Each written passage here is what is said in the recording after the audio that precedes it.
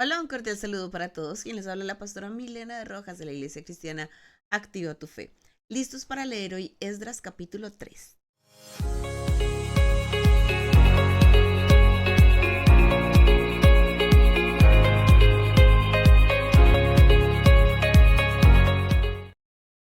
Bueno, yo espero que tú tengas listo allí tu Biblia, tu esfero y tu cuaderno devocional. Ya vamos por el capítulo 3 de este maravilloso libro de Esdras. Recuerda que puedes encontrarnos en YouTube como Pastora Milena de Rojas, Esdras 3. En Facebook nos encuentras como Activa tu Fe Girardot, Esdras 3. Y a través de la televisión y a través de la radio nos encuentras a esta misma hora y por este mismo canal. Vamos a orar. Digámosle, Señor, anhelamos conocer más de tu palabra, anhelamos tener entendimiento de las escrituras. Y nuestra oración, Señor, cada día al leer tu palabra es que te pedimos, permítenos conocerte, entenderte y obedecerte en el nombre de Jesús y con la autoridad del Espíritu Santo. Amén. Esdras capítulo 3. Restauración del altar y del culto. Cuando llegó el mes séptimo y estando los hijos de Israel ya establecidos en las ciudades, se juntaron el pueblo como un solo hombre en Jerusalén. Entonces se levantaron Jesúa, hijo de Josadac, y sus hermanos los sacerdotes, y Zorobabel, hijo de Salatiel, y sus hermanos, y edificaron el altar del Dios de Israel para ofrecer sobre él holocaustos, como está escrito en la ley de Moisés, varón de Dios. Y colocaron el altar sobre su base porque tenían miedo de los pueblos, de los pueblos de las tierras, y ofrecieron sobre él holocaustos a Jehová, holocaustos por la mañana y por la tarde. Celebraron asimismo la fiesta solemne de los tabernáculos, como está escrito, y holocaustos cada día por orden conforme al rito, cada cosa en su día. Además de esto, el holocausto continuo, las nuevas lunas y todas las fiestas solemnes de Jehová, y todo sacrificio espontáneo, toda ofrenda voluntaria a Jehová. Desde el primer día del mes séptimo comenzaron a ofrecer holocaustos a Jehová, pero los cimientos del templo de Jehová no se habían echado todavía. Y dieron dinero a los albañiles y carpinteros, asimismo comida, bebida y aceite a los sidonios y tirios para que trajesen madera de cedro desde el Líbano por mar a Jope, conforme a la voluntad de Ciro, rey de Persia, acerca de esto. Colocación de los cimientos del templo. En el año segundo de su venida a la casa de Dios en Jerusalén, en el mes segundo, comenzaron Zorobabel, hijo de Salatiel, Jesúa, hijo de Josadac, y los otros sus hermanos, los sacerdotes y los levitas, y todos los que habían venido a la cautividad a Jerusalén, y pusieron a los levitas de 20 años para arriba, para que activasen la obra de la casa de Jehová. Jesúa también, sus hijos y sus hermanos, Cadmiel y sus hijos, hijos de Judá, como un solo hombre, asistían para activar a los que hacían la obra en la casa de Dios, junto con los hijos de Genadad, sus hijos y sus hermanos levitas. Y cuando los albañiles del templo de Jehová echaban los cimientos, pusieron a los sacerdotes vestidos de sus ropas y con trompetas, y a los levitas, hijos de Asaf, con címbalos, para que alabasen a Jehová según la ordenanza de David, rey de Israel. Y cantaban, alabando, dando gracias a Jehová y diciendo, porque Él es bueno, porque para siempre es su misericordia sobre Israel. Y todo el pueblo aclamaba con gran júbilo, alabando a Jehová, porque se echaban los cimientos de la casa de Jehová. Y muchos de los sacerdotes, de los levitas y de los jefes de las casas paternas, ancianos que habían visto la casa primera, viendo echar los cimientos de esta casa, lloraban en el altar, mientras muchos otros daban grandes gritos de alegría. Y no podía distinguir el pueblo el clamor de los gritos de alegría, de la voz del lloro, porque clamaba el pueblo con gran júbilo, y se oía el ruido hasta de lejos. Amén y amén. Qué capítulo tan hermoso, qué capítulo tan poderoso, que nos habla acerca de la restauración del altar y esta restauración del culto. ¿Qué nos dice la palabra? Nos dice que el pueblo regresó como un solo hombre vemos que habíamos visto ayer que el camino había sido muy largo, había sido muy difícil, lleno de obstáculos y pues en esa época no existía la tecnología que nosotros tenemos hoy en día para poder viajar de un lugar a otro, para poder desplazarnos de un lugar a otro y que ellos iban a llegar a una ciudad que estaba en ruinas, a una ciudad que estaba en una condición terrible. Pero ellos regresaron con mucho amor y dice la palabra que regresaron como un solo hombre. Y dice, entonces se levantaron Jesúa, hijo de Josadac, y sus hermanos los sacerdotes, y Zorobabel, y sus hermanos, y edificaron el altar del Dios de Israel. Vemos cómo ellos se levantan. eh, Recordemos que este libro de Esdras es contemporáneo del libro de Ageo, y en Ageo vemos que Dios despertó el espíritu de Zorobabel y despertó el espíritu de todo el pueblo. Aquí vemos cómo hay un despertar de Dios. Recuerda que tú y yo hicimos un compromiso. Tú y yo dijimos que vamos a estar orando para que el Señor nos despierte, porque si realmente queremos ver la edificación del templo y si realmente anhelamos ver a las personas sirviendo en la casa del Señor con amor, sirviendo con pasión, si realmente anhelamos ver que Dios envíe provisión sobre sus hijos para edificar el templo, necesitamos que haya un despertar, un despertar. Y aquí nuevamente la palabra nos dice que ellos se levantaron. Vemos cómo hay un despertar, pero cómo hay un levantarse, porque no es solamente despertarte, sino levantarte. Yo no sé si a ti te ha pasado que has puesto tu despertador a sonar pi, pi, pi, pi, pi, pi, pi, pi, y te despiertas, pero no te levantas, sino que sigues durmiendo y dices 5 minuticos más, 5 minuticos más, 5 minuticos más, y ahí te quedas acostado 20 minutos, media hora, 1 hora más, 2 horas más. Hay personas que ponen la alarma a las 5 y se levantan a las 8, eh, porque prefieren seguir durmiendo. Así que no se trata solamente de despertarte, se trata de levantarte. ¿Sí? Por eso dice, despiértate tú que duermes, levántate de los muertos y Cristo te alumbrará. Necesitas ese despertar y ese levantarte. Y vemos como Zorobabel, efectivamente, Dios despierta su espíritu, pero Él se levanta. Mira que tú te puedes despertar por algo externo, pero la decisión de levantarte es tuya.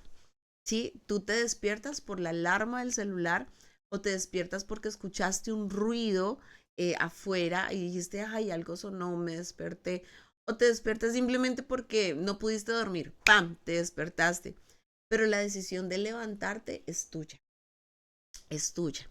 Así que vamos a orar para que Dios traiga un despertar sobre nuestras vidas y que nosotros nos levantemos en el nombre de Jesús para hacer la obra que el Señor demanda de nosotros.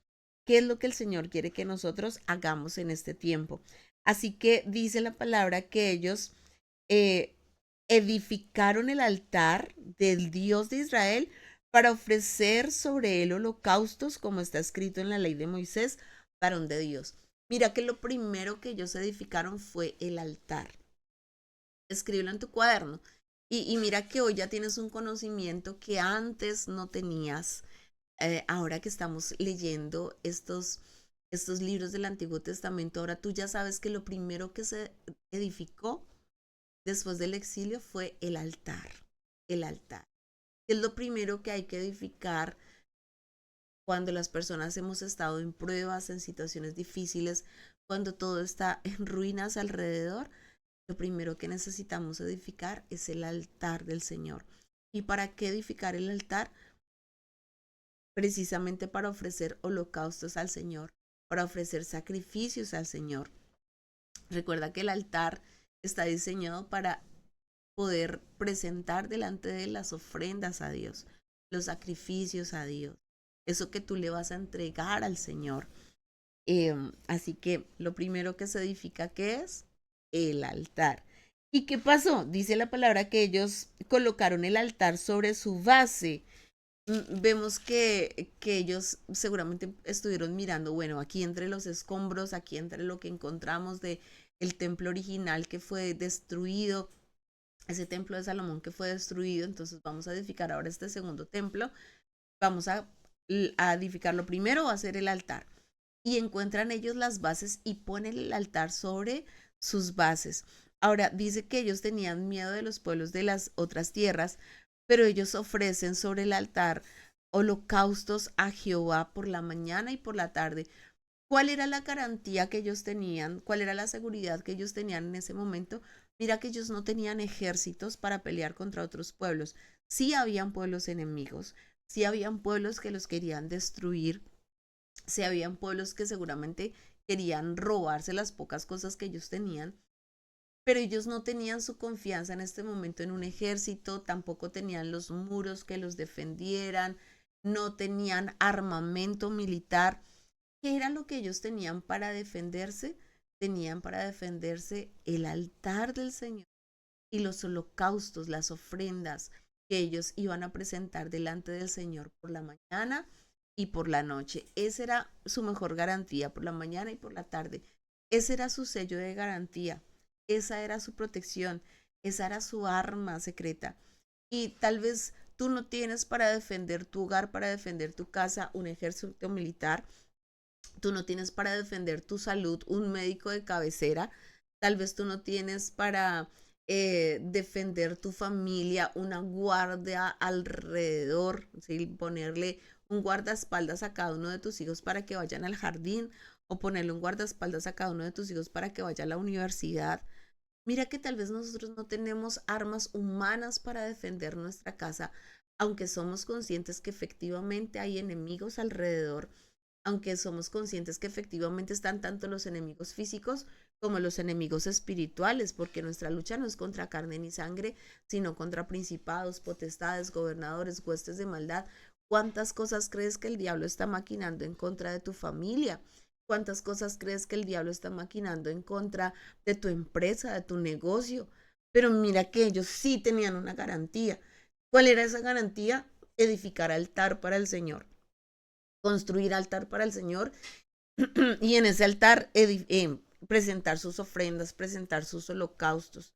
Mira que la oración es esa arma de guerra con la cual nosotros entendemos, Señor, nosotros oramos, nosotros edificamos altar para ti, tú nos guardas, nosotros presentamos nuestras ofrendas delante de ti, Señor, y tú nos guardas, tú nos proteges. Señor, estamos aquí presentando nuestros sacrificios delante de ti y tú nos guardas, tú nos proteges. Entonces, mira qué lindo es poder edificar altar delante de la presencia del Señor. Y nos dice que asimismo ellos celebraron la fiesta solemne de los tabernáculos, como está escrito, y los holocaustos cada día por orden conforme al rito, cada cosa en su día. Ellos regresaron y retornaron justamente cuando el pueblo celebraba la fiesta de los tabernáculos y ellos dijeron, ok, estamos en el tiempo de la fiesta de los tabernáculos, vamos a celebrar esta fiesta. Y me gusta mucho de este pasaje que hay mucha fiesta, mucha fiesta. Mi hija Camila me dice, mami, tantas personas piensan que Dios es aburrido, cuando nosotros miramos en la Biblia que Dios ama que hagamos fiesta en la casa de Dios. Dios ama que hagamos fiesta para el Señor. Dios ama cuando hacemos celebraciones especiales para Dios. Nuestro Dios es un Dios de fiesta, nuestro Dios es un Dios de alegría, nuestro Dios es un Dios de gozo. Por eso dice la palabra que el gozo del Señor es nuestra fortaleza. Yo sé que a veces las personas pueden ir a la iglesia, a la congregación y decir, uy, pero ¿qué es todo esto? ¿Qué es todo este alboroto? ¿Qué es todo esto que la gente salta, brinca, danza? Pues claro, porque es que nosotros miramos la escritura y nuestro Dios es un Dios que ama las fiestas en su casa, que ama la celebración en su casa. Y ellos celebran esta fiesta de los tabernáculos. Esta fiesta es hermosísima porque la fiesta de los tabernáculos es una fiesta en la que ellos se meten dentro de los tabernáculos y los papás empiezan a narrarle a sus hijos cómo el Señor los libertó y cómo el Señor los guardó en el tiempo de la Pascua. Recordemos que ellos eran esclavos de Egipto, el Señor los saca de Egipto con mano poderosa, como el Señor los defendió, sobre el pueblo de Egipto vinieron plagas, pero a ellos Dios los guardó y luego Dios los saca de Egipto para que ellos vayan a tomar posesión de la tierra prometida, esa tierra en la que están en este momento y como Dios les entregó la victoria. Esa es la fiesta de los tabernáculos. Ellos se metían ahí dentro de esos tabernáculos y recordaban la historia. Los papás tenían la responsabilidad y la obligación de contar a sus hijos esta historia para que ellos nunca olvidaran cómo Dios los había guardado, cómo los había sacado de Egipto y los había llevado a la tierra prometida, les había dado una gran victoria. Y si Dios lo había hecho en esa ocasión, Dios lo podía hacer una vez más. Dios es quien los guarda y Dios es quien los protege. Y ellos celebran esta fiesta. Y yo te pregunto a ti, ¿tú en casa le cuentas a tus hijos cómo el Señor te libertó, cómo el Señor te ha ayudado, cómo todo lo que tú tienes es porque Dios te ha bendecido, cómo tú estás agradecido con Dios porque Dios te ha protegido? Esa es la fiesta de los tabernáculos, que tú puedas encerrarte en tu habitación, en tu cuarto, en la sala de tu casa y decirles: hijos, vengan porque hoy les voy a contar una historia maravillosa, vengan porque hoy les voy a contar cómo Dios nos ha ayudado, vengan porque hoy les voy a contar cómo Dios nos ha bendecido, vengan porque hoy quiero que le demos gracias a Dios por lo bueno que Él ha sido con nosotros y vamos a orar para darle gracias a Dios. Esa es la fiesta de los tabernáculos. Tal vez tú y yo hoy en día no armamos casitas de madera y casitas con los árboles, sería muy chévere, la verdad, sería muy bonito. Pero tal vez tú y yo ahorita no armamos casitas de madera, o estos tabernáculos, pero sí en nuestra casa, en nuestra sala, en nuestra habitación, ahí sentados en nuestra cama, podemos hablar con nuestra familia de cómo Dios ha sido tan bueno con nosotros y por qué nosotros presentamos nuestras ofrendas a Dios con tanto amor. Cómo no retribuir y cómo no ser agradecidos si todo lo que tenemos es porque Dios nos lo ha entregado. Y qué bonito que los papitos puedan formar en sus hijos ese corazón agradecido porque entienden pues todo lo bueno que Dios ha hecho por ellos. Y entonces ellos efectivamente celebran esta fiesta y presentan todo sacrificio espontáneo, es decir, nadie tenía que obligarlos, sino que ellos voluntariamente estaban presentando sus ofrendas delante de la presencia de Dios. Y dice la palabra que ellos presentaban ofrendas, ofrendas, ofrendas, pero todavía no habían eh, hecho los cimientos de la casa de Jehová. Obviamente primero tenían que recolectar todos los recursos. A veces las personas dicen: ay, pero mire cuánto tiempo se lleva ahorrando para el templo y no se ha empezado a edificar el templo, no se ha comprado terreno. Pues claro, porque primero hay que ahorrar. Y mira que ellos efectivamente primero presentaron ofrendas, ofrendas, ofrendas, que sí tenían el altar para presentar estos holocaustos, pero todavía no habían edificado el templo. Entonces ellos seguían ofrendando, seguían ofrendando, seguían ofrendando y le dieron el dinero a los albañiles, personas expertas, a los carpinteros, eh, y bueno, a las personas encargadas de esta construcción, y les dieron comida, les dieron bebida, les dieron aceite, para que ellos trajeran la madera que se necesitaba para la construcción. Era madera de cedro que tenían que traer desde el Líbano, por el mar, o sea, no era barato. Esa madera tenían que traerla por mar. Imagínate, tenían que pagar los barcos, tenían que pagar el transporte de esta madera que iban a traer, porque así lo había determinado el rey Ciro, el rey de Persia. Es decir, Ciro quería que se reconstruyera el templo. ¿Recuerdas que Salomón había hecho lo mismo? Salomón había pagado a estos pueblos gentiles para que le trajeran la madera desde el Líbano, para que le trajeran una buena madera, madera de cedro, para construir el templo. Él quería que el templo estuviera construido con materiales de buena calidad y por lo tanto había que ahorrar, y tenían que traer este material desde lejos y contrataron mano calificada.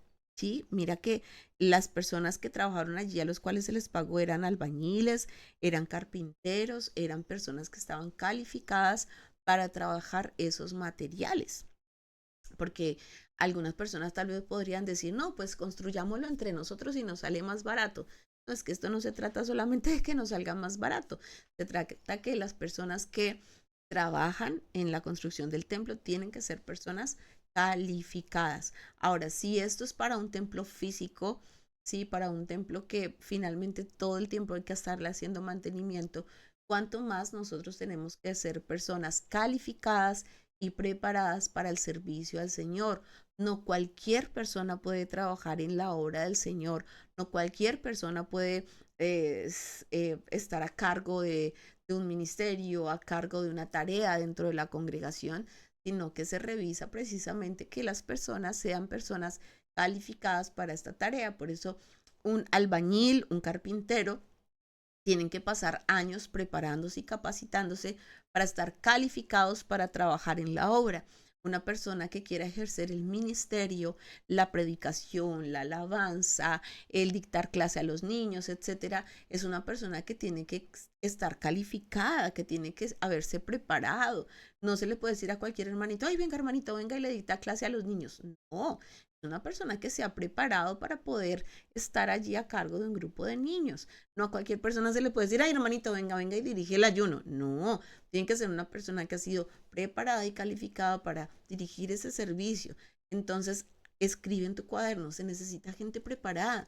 Por eso tú te estás preparando. Por eso mira que al hacer este devocional, tú estás invirtiendo de tu tiempo para prepararte, porque tú le quieres servir al Señor, porque tú también quieres edificar obra para el Señor. No tiene sentido nuestra vida si no le servimos a Dios. Nosotros no nacimos solamente para trabajar, trabajar, trabajar, trabajar, producir plata y desayunar, almorzar, comer y comprar ropa e irnos de paseo. No, nuestra vida va mucho más allá que eso. Y nosotros estamos llamados para servirle al Señor, pero para eso hay que prepararnos y para eso tenemos que ser gente que está calificada para la obra del Señor.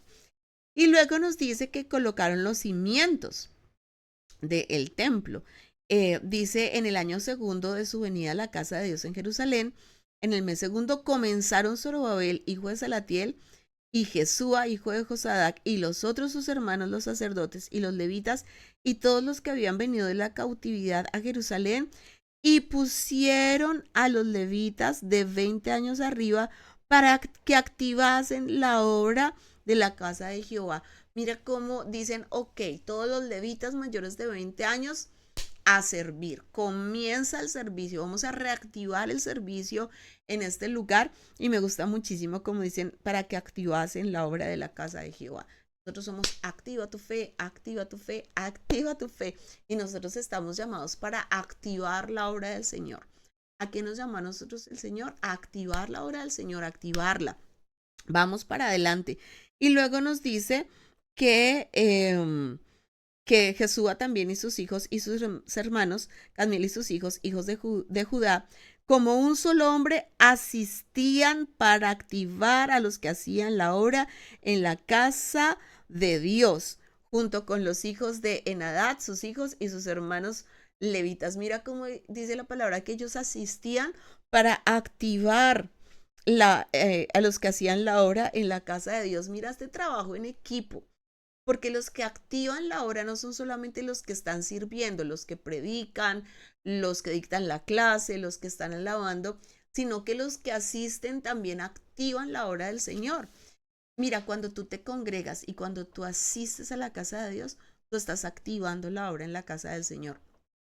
¿De qué serviría que solamente por ejemplo, los servidores del Ministerio de Alabanza estén cantando si no hay asistentes que canten juntamente con ellos? ¿De qué serviría que hayan maestros de iglesia infantil si no asisten niños que reciban esas clases en iglesia infantil?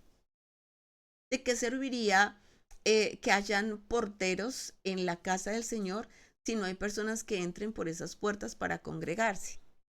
Entonces mira que activar la obra del Señor es un trabajo en equipo, donde tanto los que sirven como los que asisten, juntos activamos la obra del Señor.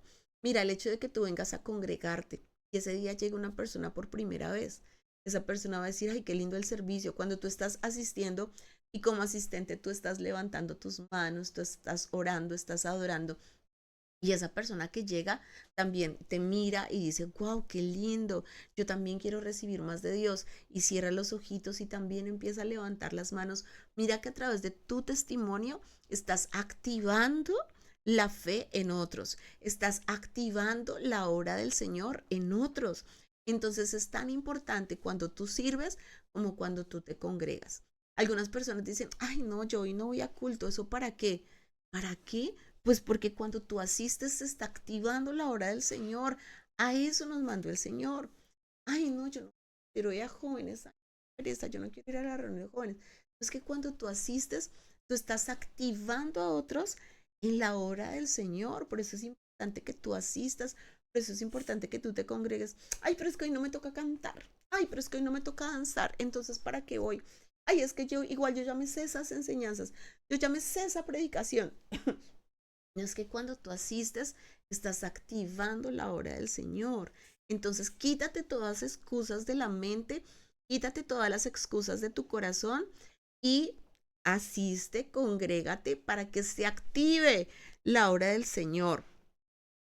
Y entonces dice la palabra que cuando estos albañiles empezaron a echar los cimientos en el templo, los sacerdotes se pusieron sus vestidos, los sacerdotes se pusieron sus ropas, empiezan a tocar las trompetas con los hijos de Asaf, o sea, imagínate, vienen todos los hijos de Asaf y empiezan a cantar, empiezan a tocar los címbalos, empiezan a tocar trompetas, empiezan a alabar a Jehová según la ordenanza del rey David, es decir, ellos comienzan a alabar al Señor con salmos, con cánticos, así como David lo había organizado.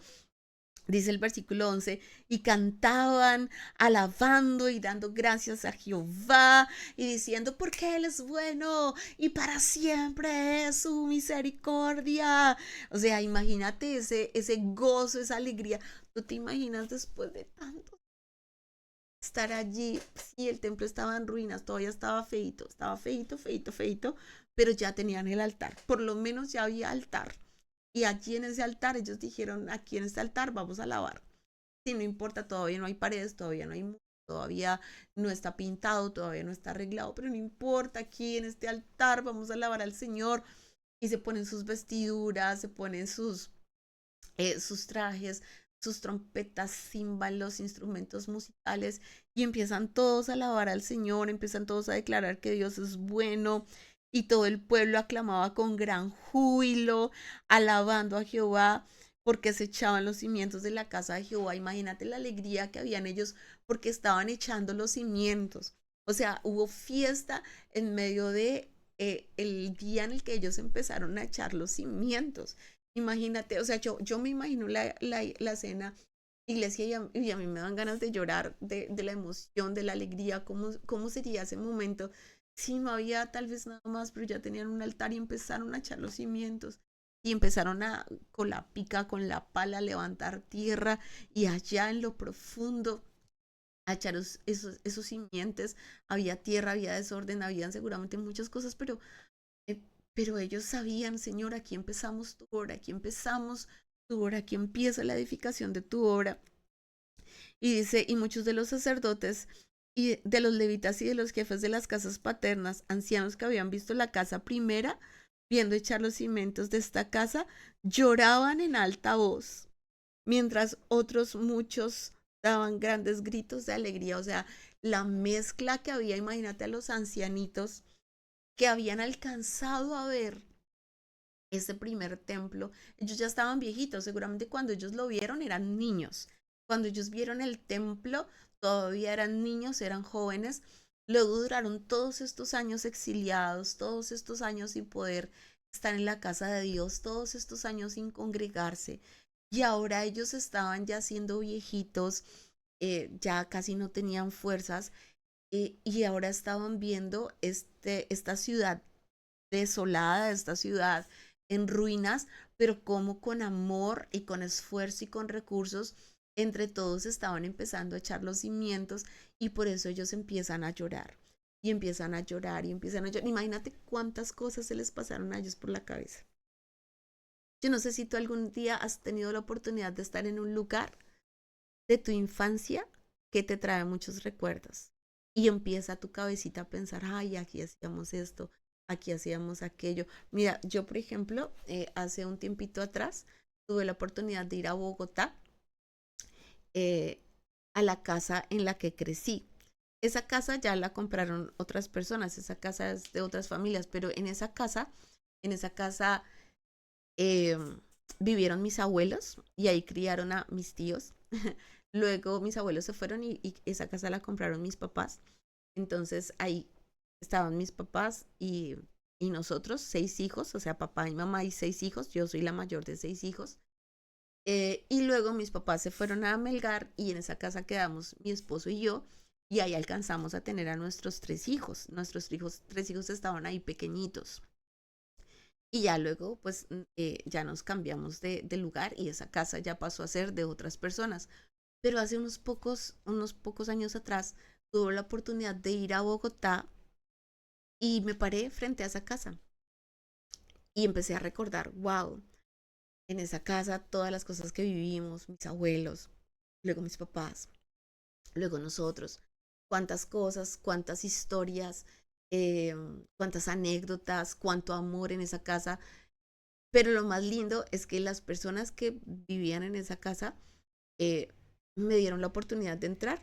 Bueno, Dios hizo algo milagroso, digo yo, porque pues me preguntaron qué hacíamos ahí. Yo dije que yo había vivido en esa casa, que esa casa había sido la casa de mis abuelos, luego de mis papás, luego la nuestra. Y me dijeron, siga, siga. Y me permitieron entrar y ver la casa. Yo pude estar dentro de la casa, habían muchas modificaciones. Le habían hecho obviamente muchos cambios, pero habían cosas que seguían iguales.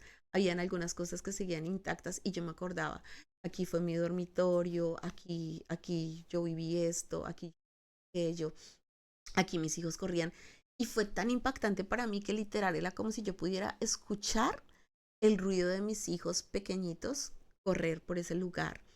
Yo podía escuchar el ruido de como la casa era larga, mis hermanitos cuando estaban pequeños, ellos montaban moto y bicicleta ahí dentro de la casa, moto de juguetes, y las motos que montan los niños chiquitos, no las motos run run, sino las motos que montan los niños chiquitos, y las bicicletas, las patinetas. Ellos jugaban dentro de la casa, mi mamá les daba permiso de jugar dentro de la casa, y yo literal, o sea, era como si yo pudiera escuchar. Era tan fuerte los recuerdos que yo podía escucharlos físicamente, yo podía volver a escuchar eh, esos momentos. Entonces yo sé lo que es estar en un lugar que ha impactado nuestra vida, que hayan pasado los años, que hayamos estado muchos años lejos y regresar a ese lugar. Entonces imagínate cómo sería para estos ancianos. Ellos decir, "Uy, cuando yo era niño, aquí era el templo, cuando yo era niño, aquí había adoración, cuando yo era niño, uy, yo me acuerdo que la nube de Jehová descendía sobre este lugar, cuando yo era niño, uy, aquí fue donde el Señor nos defendió cuando vinieron los enemigos a atacarnos. Y yo me acuerdo cuando lo destruyeron, cuando lo quemaron, cuando lo tumbaron, cuando sacaron todas las cosas sagradas.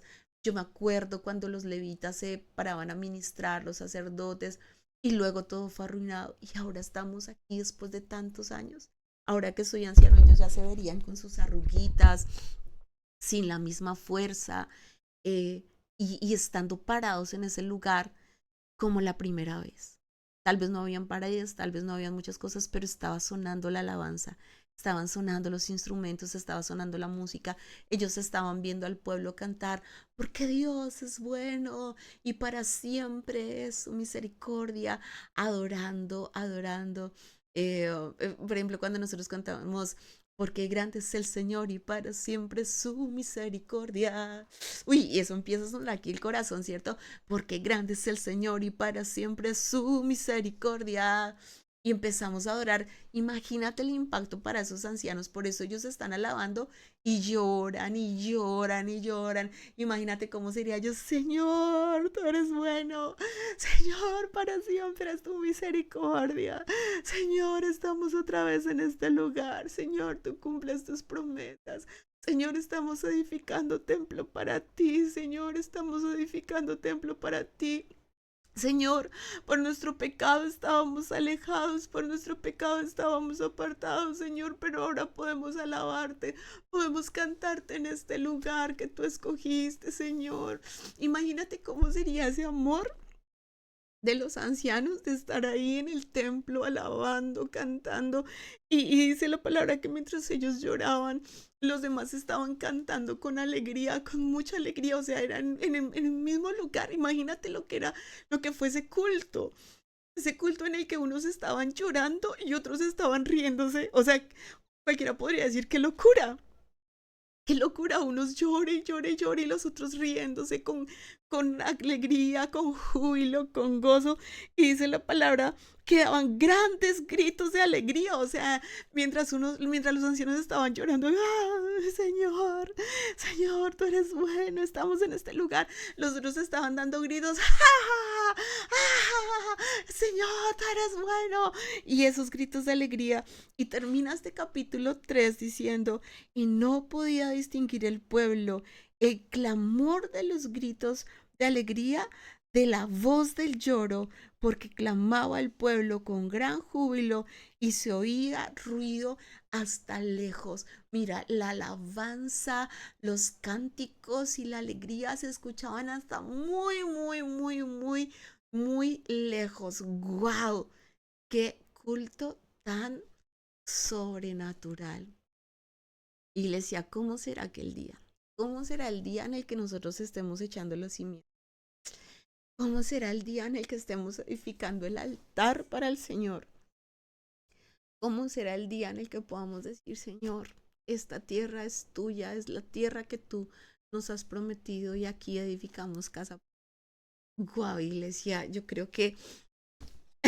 y perdón que lloré, pero es que no me aguanté. Es que de verdad, uy, la palabra, uy, hermanos, la palabra es hermosa y nuestro Dios es bueno y como dice este capítulo, nuestro Dios es bueno y para siempre es tu misericordia. Oremos. Señor, te damos gracias por tu palabra es viva. Señor, ayúdanos a unirnos como un solo hombre para edificar casa para ti. Nosotros también anhelamos activar tu obra, Señor. Anhelamos activarla cuando servimos y anhelamos activarla cuando recibimos, cuando nos congregamos. Anhelamos cantar, Señor, y tocar los instrumentos musicales con gozo y con alegría, vestirnos de nuestras vestiduras sacerdotales, Señor, para cantar, para exaltarte, para, Señor, demostrar también con nuestras acciones y con nuestros hechos la reverencia que tenemos por tu obra, Señor. También anhelamos cantarte en fuerte y alta voz, Señor. Y no sabemos si vamos a llorar o vamos a gritar o vamos a reír. Lo que sí sé, Señor, es que no hay nada más hermoso que estar delante de tu presencia, que alabarte, Señor, y que poder hacer la obra para la cual tú nos has llamado. Señor, oramos para que tú nos bendigas y que también podamos edificar casa para ti, Señor. Bendícenos a todos para que pronto podamos edificar esa casa que es tuya, esa casa que te pertenece a ti y solo a ti. Gracias, Señor, porque tú eres bueno y declaramos cielos abiertos, bendición en nuestro trabajo, bendición en nuestra familia, bendición en nuestra salud, bendición en nuestras finanzas, bendición en el ministerio que tú nos has entregado y en el nombre de Jesús a una sola voz hoy declaramos victoria, victoria, victoria. Hijitos de Dios, recuerda que puedes encontrar el estudio de Esdras y los libros anteriores a través de YouTube como Pastora Milena de Rojas, Esdras 3. En Facebook nos encuentras como Activa tu Fe Girardot, Esdras 3, y a través de la radio y a través de la televisión a esta misma hora y por este mismo canal. Hijitos de Dios, un abrazo gigante para todos. Bendiciones.